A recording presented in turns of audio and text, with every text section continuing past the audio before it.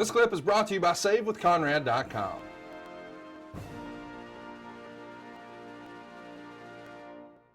So it's a big Raw show where it's finally going to happen. And I know what you're thinking. Why would they put that on free TV? That's a pay-per-view match. Well, it was a big show. It was called Homecoming because the WWE had just moved from Spike. Now they're back on USA. They need a reason to pop a number, as people would say, to make sure that it's appointment television, that you don't forget that it's not on Spike. Now it's back on USA. And I like the branding, calling it the Homecoming. But it's also worth mentioning that Spike is not taking the departure very well. They're actually counter-programming the show with a live UFC. So the UFC was catching fire. We just had Randy Couture on not too long ago, and we talked about what a big deal the Ultimate Fighter was and how it really was a shot in the arm to the UFC. But it's now like the flagship program for Spike. And since they lost their other flagship program, we'll show them. We'll run a special on Monday night head-to-head. So what does Vince do? He taps two of his best wrestlers that he ever had and said, guys, go put on a show. And that's what we're going to get to do here today. Fire up your Peacock network. You want to go to season 13, episode 40. This went down on October 3rd, 2005. Kurt, what timestamp do you have on your end? I have 1720. I'm at 1720 as well. So what we want you to do is pull up Peacock. October 3rd, 2005. That's Monday Night Raw. You can just search for that in your taskbar. Season 13, episode 40, 17 minutes and 20 seconds. And if you're listening at home, please mute your audio. I'll track it through so you can hear it with us whenever we need to hear something. And then Kurt and I will try to entertain you as we watch this unbelievable match here. Here we go, 1720. Kurt, give us a countdown. And when you say play, we'll press play. All right, here goes the countdown. 3, 2, 1, play.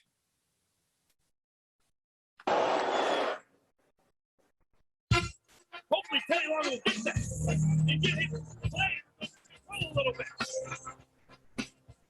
Take a deep seat, ladies and gentlemen. You're about to see a classic. Got the mouthpiece in. When did you start wearing the mouthpiece with some regularity? Was there an incident that made you do it? When I converted from the funny Kurt Angle to the wrestling machine, and I decided that I needed to have a mouthpiece. And what happened was, add on to that John Cena knocked two of my front teeth out. And I was going to get new ones, the really good ones, the crowns. Yeah. But I was wrestling and my dentist said, you might want to get temporaries at the time. So having temporaries, I didn't want to smash those in. So I decided to wear a mouthpiece, and that's why, because Cena knocked my teeth out. Look at all the legends in the front row. We see Harley Race, Dusty Rhodes, Coco Beware, Jim the Anvil Neidhart, Hillbilly Jim, Superfly Snuka, Dr. Death. My goodness, what a big showing this is. All the greats. It's awesome. They're all there to watch me, I guess.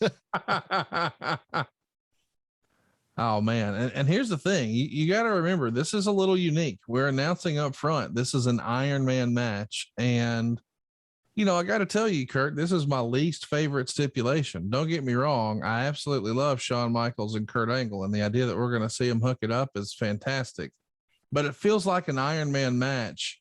The concept removes some of the edge of the seat anticipation. Like when I watch boxing or UFC, or for that matter, pro wrestling, I like to think that, hey, man, it could end at any minute.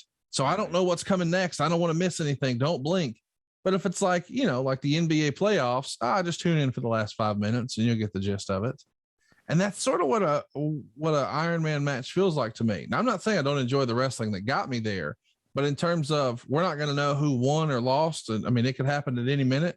That sort of thinking is completely removed in an Iron Man match.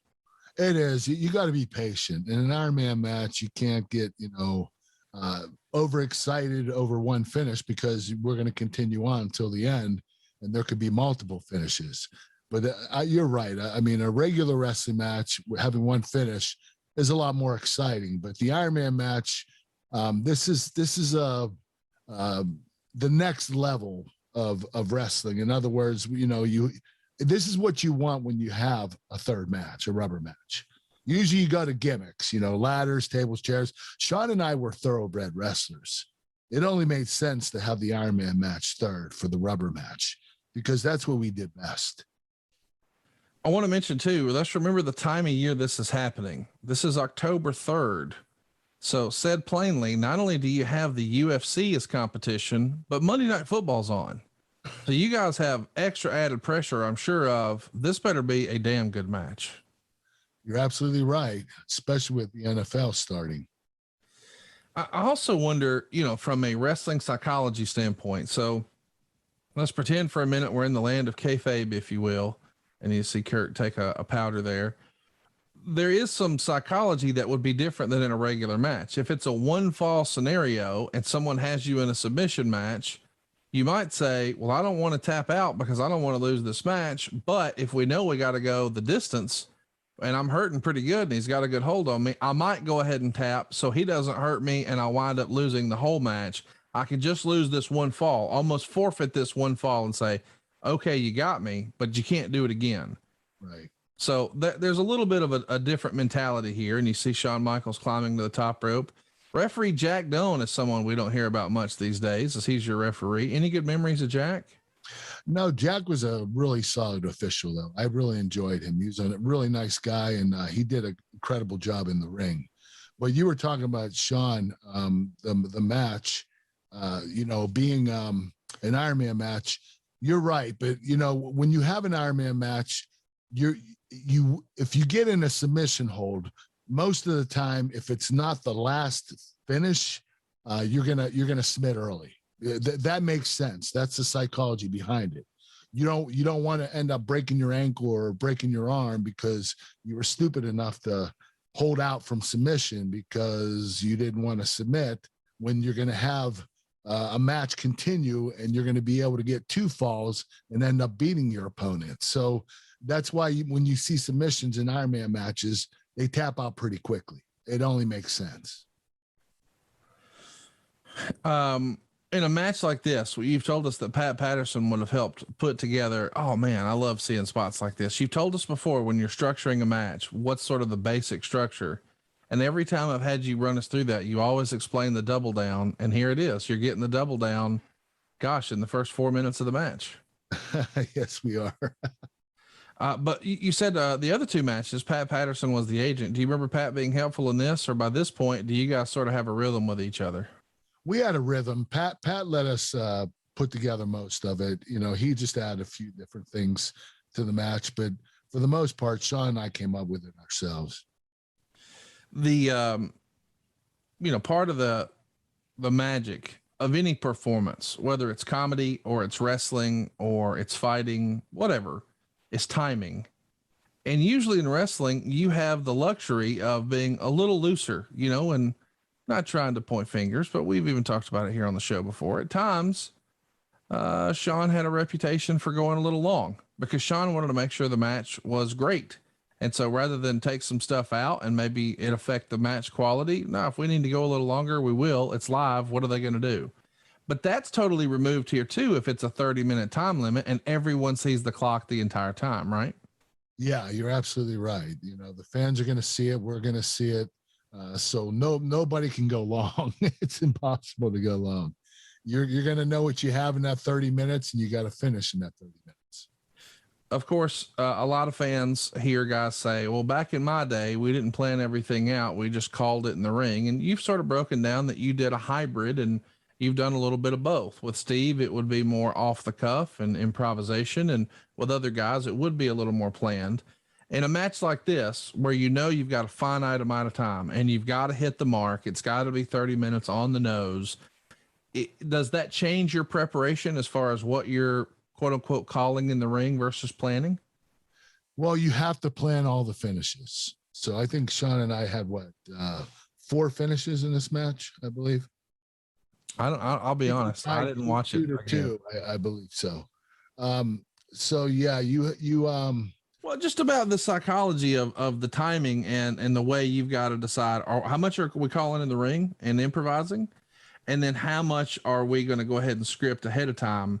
Because it feels like the fixed time. Oh my gosh, what a bump and a half you took over the top rope there. Yeah, that was crazy. But yeah, the psychology is different. you have to. Did you lay everything out that day? Angle slam. I'm sorry.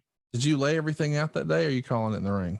We laid out the finishes. You have to lay out the finishes, and you have to know which time you want the finish done. So, you want the finish maybe at 18 minutes, then the next one at 14, then the next one at 10 minutes, then the next one at 6, and then you have, the time running out.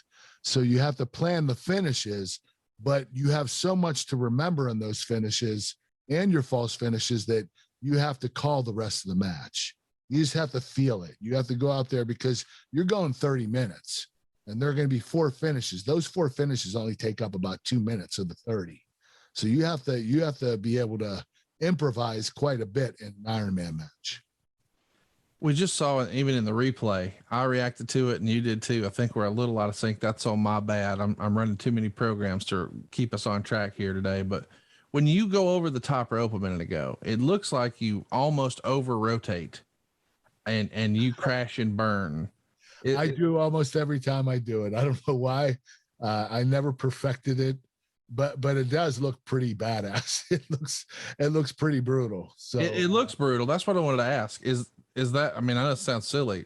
Is that devastating? Does that hurt really bad? Or at that point, are you just sort of callous to it and it's just another day at the office? I'm comfortable doing it, or I wouldn't keep doing it. I do it all the time. So, if I thought I was going to get hurt, I wouldn't do it anymore. Oh man, the big power bomb into the turnbuckles. I don't think I saw you do that a ton. Was that something you were nervous about doing, or did you have confidence doing that move? Well, with Shawn, he's such a pro. He gets up for you. He's not that heavy, probably 195 pounds, maybe 200 pounds. So I was confident in being able to do it with him. With someone like John Cena or Batista, it'd be a lot harder. But with Shawn, he gets up for you pretty good. He's really light and he's not really that heavy. So it looks like you were trying to belly to belly him off as he's seated on the top rope there, but instead, if memory serves, you're going to hit another move here off the top rope on Shawn, and there it goes. It's a converted angle slam from the top rope. And I think that's going to be pinfall number 1. Yeah, I remember that. It was such a big thing to see you do that maneuver off the top rope. It just, I don't know why, but anytime somebody goes to the top rope, it's that added sense of danger. Yeah, it's pretty exciting too, especially when you hit your finish up there. That's a pretty cool finish to have. Doing the angle slam from the tarp is different than doing it from the top rope, and it looks a lot more brutal from the top rope. And there you see, we went to a commercial break, and now we're getting a hold. And I know some fans would say, "Oh, it's a rest hold." But you do need to work a hold if you're doing an Ironman match. You can't wrestle at a frantic pace for 30 minutes. And the fans will get bored. You have to slow it down, speed it up, speed it up. You have to give them different times that where they can cheer and get behind the baby face. And Shawn was the baby face at the time. So putting him in a hold, the fans see that, okay, that he's selling and he's down underneath, and they start cheering for him. And that's a certain psychology we have in pro wrestling. A match like this, what are you going over with the referee ahead of time? Are you going through all the different finishes, or does he just know how the match ends? No, we have to go through all the finishes. The referee has to have a good memory too, because if he counts the wrong ones, it's going to screw us up. I see. So, let's just say that Shawn kicked out a little late on that one and the ref thought it was the finish. That would end up being one of the finishes. Yeah. And, our whole forte would be screwed up. In this era, do you remember there being a lot of communication from Vince, or I guess we would just say Gorilla or the back, through the referee? I think they're all wearing IFBs, but do you remember when you're wrestling on TV, we'll call it the mid 2000s here, that they would relay messages to you in the middle of a match through the referee? Only if Vince saw something that he didn't like or something that he wanted us to do. It didn't happen very often, but like when I debuted at Survivor Series in 1999, Vince is the one that told me to go outside the ring during the match, told the ref, tell Kurt to go outside the ring and grab the microphone and say, "You do not boo an Olympic gold medalist." And so he does it at certain times. It doesn't happen a lot, but every once in a while he'll do it. And it almost feels like when he has you do it on your debut, it's almost like a test, is it not? Oh my gosh. I was ready to crap my pants. I was so nervous. He taught me to go out. They never taught me how to cut promos. Very little. And, you know, I didn't know what I was doing. And they were telling me to go outside, grab the microphone and, you know, say a few things. And I was like, why do I have to do that? I just want to wrestle this match. So it can get a little, heart-wrenching at times, you know, nerve-wracking is the word I'm trying to use. Well, there it is. You saw Shawn Michaels reverse the angle slam into a front rolling cradle for the pinfall. So we're tied up one apiece. You're arguing with the referee. This is good stuff. And now, yeah, we're going to keep the whole thing going here. We're about halfway through the match now. You see the time clicking down. Are you keeping a close look at the big jumbotron just to see where you are time wise? Always, you know, you always have to be aware of the time. You don't want it to sneak by you, because if you end up going, doing a finish too late, you're gonna end up having finishes back to back. It won't make sense unless you want finishes back to back, like what we did with Shawn right there, where I angle slammed him from the top rope. Then I got him in the ankle lock immediately after that, and he rolled me up. That's a quickie. Yeah. So that is acceptable, but you know, you want to make sure you don't do it too close together. We see Shawn Michaels here still sporting the long hair. Of course, we know in more recent years, he decided to adopt the Kurt Angle look. Yes. Were you giving Shawn some good natured ribbing about him, clinging to that hair? Maybe a little expiration. You know what? I didn't know Shawn that well to be able to rib him about it, but you know, he was going thin quite heavily, probably worse than I was. And it was pretty hard to watch him keep that long hair. I understand, you know, that's part of his character, but it was time to shave the head. Of course, you're sporting a singlet here. Shawn has a different type of attire. He doesn't have what I would even call long tights. He's just got long pants. Could you have imagined wrestling in something like what Shawn would wrestle in? It feels like that. Yeah. No, you know, I don't even know what they are. They look like disco pants. I have no idea what they are. He liked them baggy. I don't know why. You know, I wouldn't feel comfortable wearing baggy pants. Well, I think the old thing in wrestling is, or as I've heard guys say, it's an upper body business, kid. And Rick was always pulling his knee pads down below the knee because he said he had what he called minuscule calves. So maybe Shawn didn't want to have anyone be self-conscious, or he was self-conscious that he didn't have the most muscular legs in the world. So he wore the big pants. But it's weird to me that you're out here in what looks like amateur wrestling stuff, right? The singlet and the whole deal. Yeah. And he's got, I don't even know, like rock and roll pants on. And it feels like you would think, man, that would be way constrictive on your movements and things like that.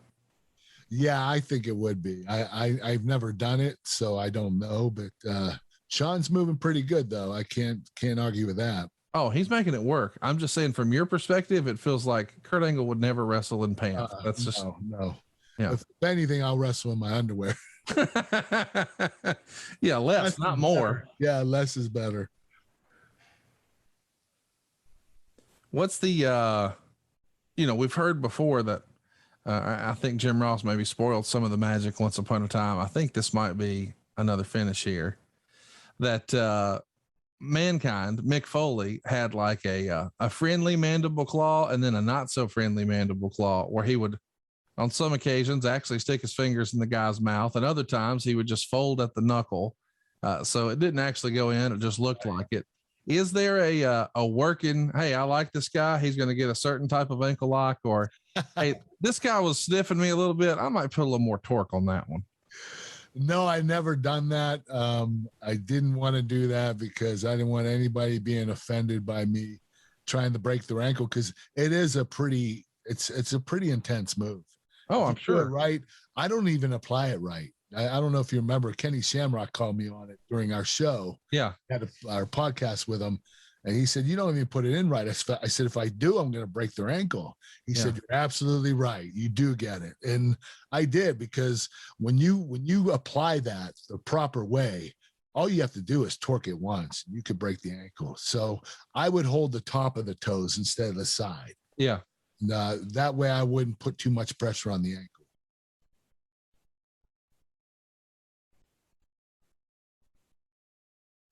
Do you think in hindsight the match was hurt because you had commercial breaks? I mean, commercial breaks are part of television. That's the reason you're on television, is to have commercials.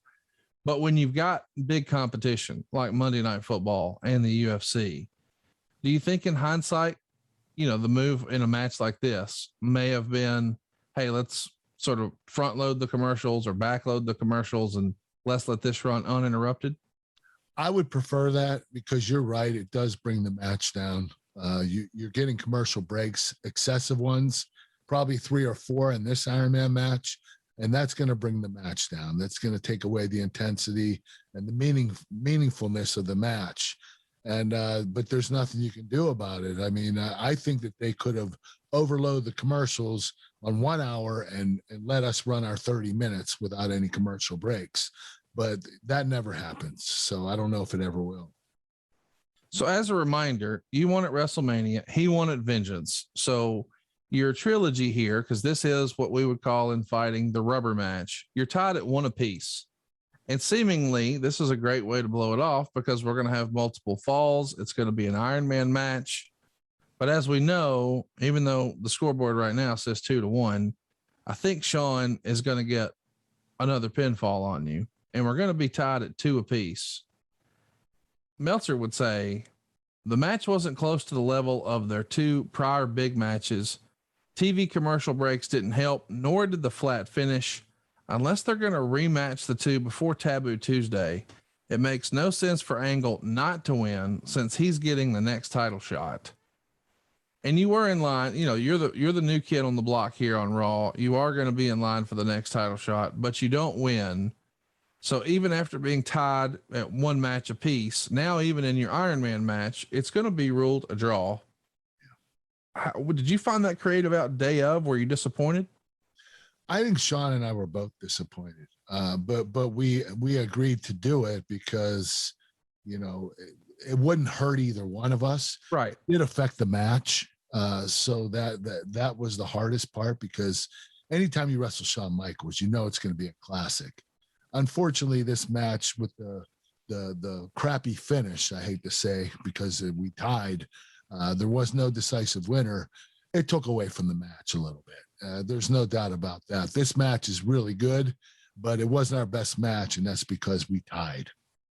So before we get down to the final 4 minutes, we're tied at 2 apiece. We had the big elbow off the top. We got the sweet chin music. 1, 2, 3. Shawn Michaels scores the pin. So we're 2-2 across the board. The crowd is standing. They're on their feet. People know as the clock starts to tick down, hey, this is where we really got to pay attention, because whoever wins next is going to win this thing, especially when it's 2-2. I mean, at this point, it could be 0-0, 1-1. It's the same. The next fall wins the match in all likelihood, since there's only 4 minutes. And you're going to do, your damnedest to have the very best match you can, but it is a flat feeling when there is no winner. So coming out of this, even though okay, I'm challenging for the title, did you just kind of assume, or did Shawn kind of assume, well, we'll get to do it again someday, probably a pay-per-view down the road or what have you? We didn't know. It was one of those things where, okay, I guess we walk away, we tie, and we're gonna go 1-1, 1-1. And but I knew that eventually we would have another match. I believe we did. I think Daivari caused me to lose that match. I don't know if you remember that, Conrad, but there was a 4th match, and Daivari ended up causing me to lose that match. I can't remember when it was, but I think it was about a month or 2 after this match. So this wasn't necessarily the 3rd match. Actually, Shawn beat me at a match that Daivari accidentally nailed me instead of Shawn, because he was my manager at the time. I'm not sure when that match occurred, but I know it was after this. Yeah, in my research, it looks like it happened November 7th. But you know what? No, yeah. That's when he came back over. November 7th, Daivari returned to Raw. He was Kurt Angle's anointed special guest referee in a tag match between Shawn and John Cena against Angle and Chris Masters. And then, yeah, you started to do like this sort of heel referee thing, which I guess is kind of fun. But at this point, you know, the trilogy of great wrestling matches, you know, wrestling fans think about not Shawn Michaels, but Ric Flair and Ricky Steamboat. And even though they did wrestle years later at Spring Stampede in 94, people still think about 89 as being the trilogy of matches that people talk about. And then later they would talk about, you know, Rock and Austin at WrestleMania 15, 17, and 19. And in more recent years, they would talk about Okada and Omega. And this is sort of, you know, what we were doing in the mid 2000s with that type of conversation. And, after a big match at WrestleMania and then another pay-per-view and then an Iron Man match on Raw, you just assume, well, they're going to main event a SummerSlam at some point or a Royal Rumble or something. And we didn't get that. No, unfortunately, I think we should have. Yeah. Especially with this match ending in a tie. I believe that Shawn and I would have been happier with the decisive winner. On my counter, I'm showing that we've got a minute 20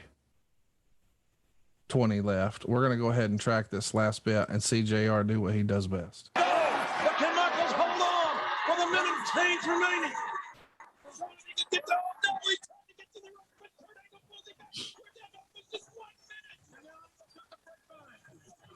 in the center of the ring. He's going to have to tap out. 60 seconds remaining for the score tie. I can only imagine how much pain Shawn Michaels is in right now. You can see the hardness of him. He's going to tap. Shawn Michaels is going to tap. Michaels is reaching for every ounce of adrenaline he can muster. 42 seconds. Can he hold on? There's no way he can last this long. Michaels trying to reverse the pressure. Trying to roll toward the ropes. And look at Kurt Angle's like a boa constrictor. He's wrapped around Shawn Michaels' entire leg. 30 seconds. There's no getting Kurt Angle off. Oh, exactly. They're right to the face. That big boot right to the face of Kurt Angle. Michaels kicked his way free. There's only 15 seconds left. Again. Michaels be in the ankle lock. Can Michaels hold on for under 10? 45. Sweet chin music. It's over. It's over. All of that sounds. Michaels had it. Wait, what? The time has expired. The 30 minutes has expired. Therefore, the match is a draw. What? Nothing settled in the rubber match with Michaels and Angle. Each have 1-1. This one a 30-minute Iron Man time limit draw. All Shawn Michaels needed was 3 more seconds to win the rubber match. Maybe less than that. Maybe just 2 more seconds. So the crowd's booing and chanting bullshit, and Shawn Michaels is asking for a microphone. Let's listen. No way, Dallas. What is that? Exactly. Let's go to sudden death. Come on. Uh-oh. I would love to see that. Michaels wants sudden death.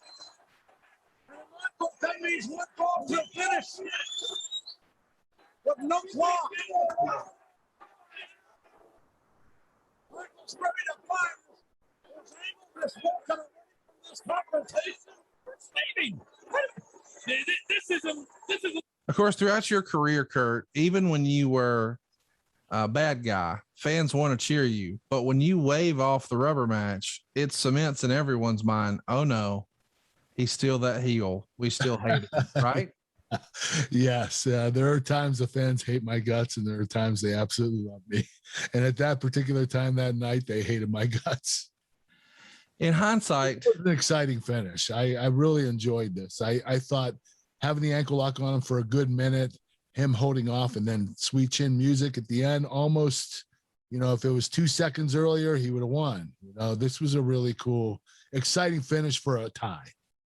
yeah, as far as draws go, I don't think he could have done much better. And I do like the the whole time limit expiration thing, as we said, with the sweet chin music. The referee starts to make the count, but the bell rings. Hey, it's Conrad Thompson. Thanks for checking out the podcast here on YouTube. Be sure to hit the subscribe button and the notifications bell so you get a notice anytime we upload some new content. And go save yourself some money right now. If you're in a 30-year loan or you have credit card debt, it's not a matter of if I can save you money. It's a matter of how much. Find out right now for free at SaveWithConrad.com.